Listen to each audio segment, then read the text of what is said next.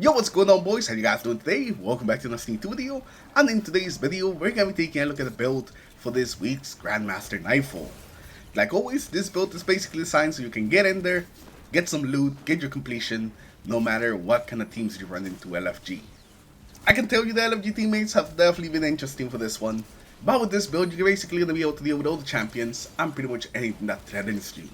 And this week we're keeping it safe. The main two things that you're going to need for this build are going to be the Wish and the Bow. And for your piece of armor, I'm going to recommend that you guys go with a class item with the Spirit of Galanor so you can spam supers. Because you know what it is this week? It is Stasis Surge. So it means that our Silence and School is going to be coming out and doing tons of damage. So we just want to spam it as much as possible. So let's not waste any more time, let's get into it. And first, let's start by taking a look at our weapons. Now our exotic and also our main weapon that we're going to be using throughout the strike is going to be the Wish Ender. This is also going to be an anti-barrier weapon. You can usually kill like the anti-barrier shields in 1 or 2 shots, depending if you hit a crit or not. So this is going to be a very consistent and easy way to break those barriers, and then also use those tons of damage against some of the smaller ats, so you're going to be killing them very easily as well. And since we are on a stasis super, it means the surge will also transfer over to our Wish Ender, since it's a kinetic weapon, so it's going to be doing some extra damage. Now for your other non-Wish Ender weapons, for your heavy, I'm going to recommend a rocket. Any good rocket will do. It is rocket overcharge, so any rockets will do extra damage. So whichever rocket you come through with, just take the best rocket that you think and that you like. It doesn't really have to be a specific element. As long as it's a rocket, it's going to have that extra damage. And lastly, for an energy weapon, I'm going to recommend any grenade launcher with disorienting grenades. Disorienting grenades give you crazy value in this GM, so this one's going to be really good. I definitely would recommend one that has auto loading or some type of auto loading perk. You suddenly have to keep manually reloading the grenade launcher. But overall, disorienting grenades are going to be really good. You could blind the tormentors, you could blind all the Banes, and whenever the Banes are blind, a lot of them don't even use their abilities. Overall, disorienting grenades is going to be fantastic for keeping you alive, making things just easier to kill. Overall, they're just OP. They're OP in PvE, so I definitely recommend one for this strike.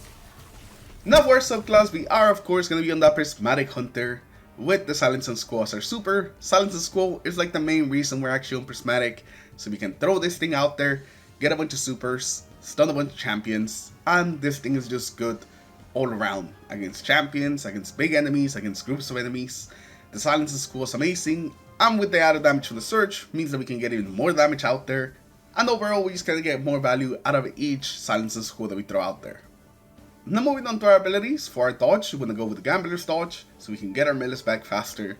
And for our abilities, we're gonna be on the Withering Blade, plus the Dust Field, the double stasis ones, because the abilities are gonna be the main ways that we're gonna be stunning those unstoppable champions. Now for our aspects, we're in the midst of Stylistic Executioner, and also Gunpowder Gamble. The invisibility is going to add a little bit more towards our ability, and it's going to give us an easy way of getting some revives in tough situations. We also have a lot of ways of triggering this. Any of our abilities, whenever we slow something, will trigger it, and also one of our fragments will trigger it as well. So we're going to be able to go invisible fairly easy, meaning that we can use it whenever we need to for either just keeping safe and surviving some enemies, or just going for a rest and helping the team out. Now our second one is going to be the Gunpowder Gamble, and this is just so we can do some more extra damage out there. Whenever we get some kills with our abilities, our charges up the Gunpowder Gamble, and then whenever we throw it, it does a big ignition, does a ton of damage, and also just burns targets afterwards. And since it is considered an ignition, you can actually stun the unstoppable champions with the Gunpowder Gamble.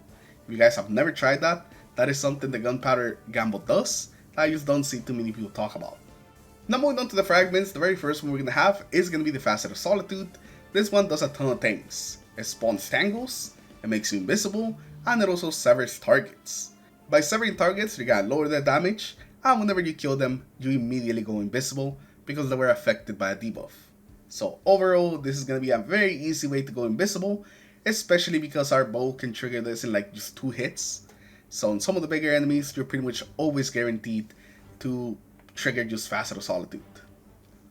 After that, we're going to have the Facet of Balance. Whenever we rapidly defeat targets with light or darkness damage, we're going to get melee or grenade energy.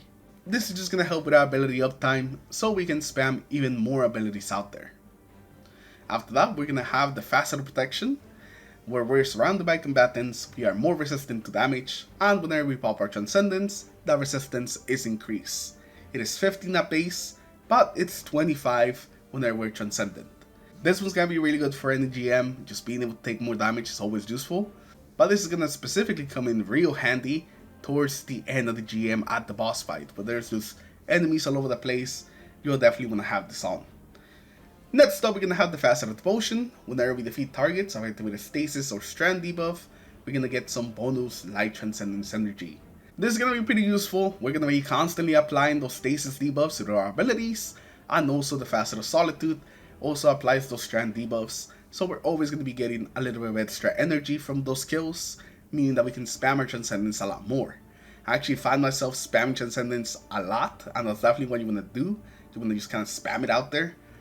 So this will definitely helps for you to be able to spam it just a little bit faster.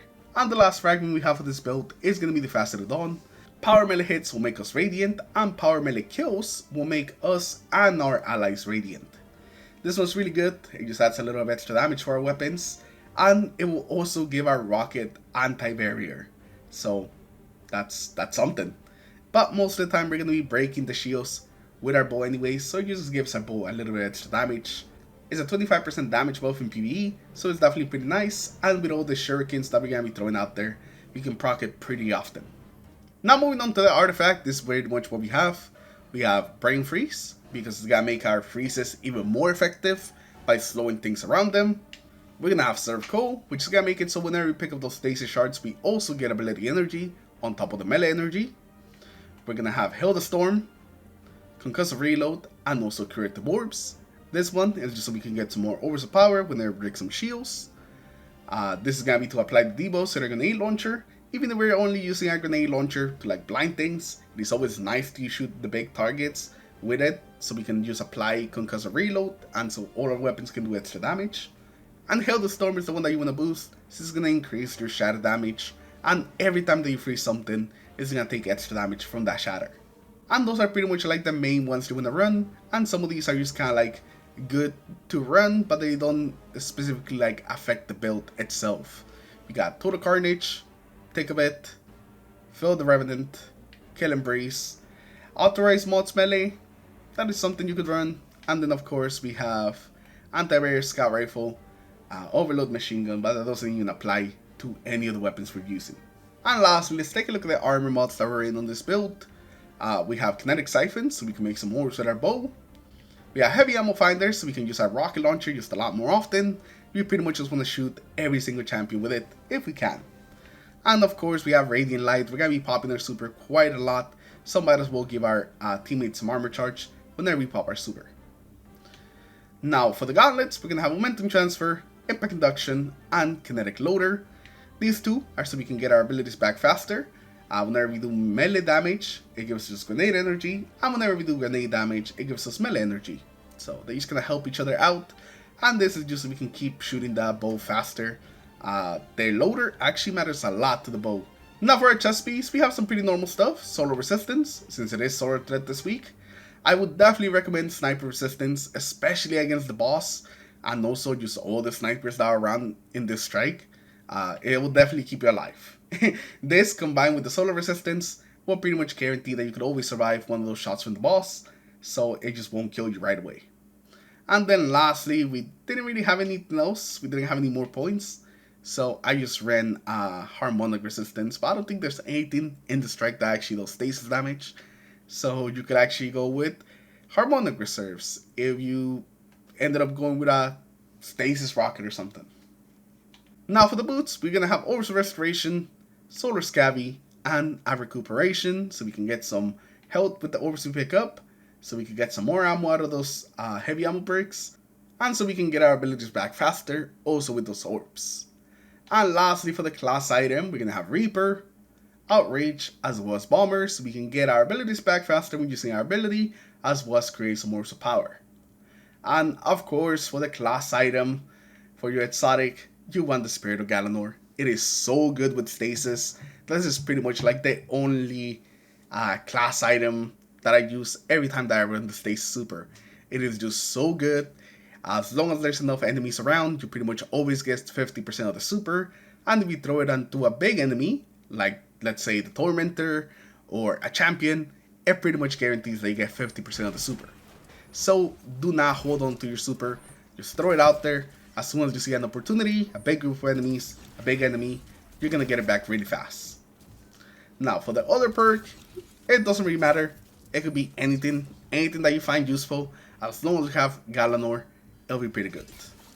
And with that, that's actually going to be the end of the build. Now you guys know pretty much everything that's in this build. So you can go in there, get your completion, get your loot, and hopefully you're going to have a good time in the Grandmaster, and it won't be that bad. Now the way that you want to play with this build is that you really want to maximize that range with the bow, and whenever things get a little bit too close, you blind them with your grenade launcher, and whenever it's time to kill some champions, you shoot them with your rocket. It is a very simple build. Just make sure that you throw your super out there any chance that you get. And yeah, that's gonna be it for the video. Like always, there will be a dim link in the description below and also in the comments below in case you guys wanna use this build. And if you guys do end up using it, make sure you guys come back here and just tell me what you guys thought about it. Do you guys ended up finding it useful? Do you liked it? Do you not like it? You made any changes? Let me know all of that in the comments below. This is actually the one strike that I actually didn't make a video on the first time it came around, since I was dying sick. But I'm glad that we have now this build here, so we can pretty much have a build for every single Nightfall strike. So thank you for watching, thank you for stopping by, and I'll see you guys in the next one. Peace.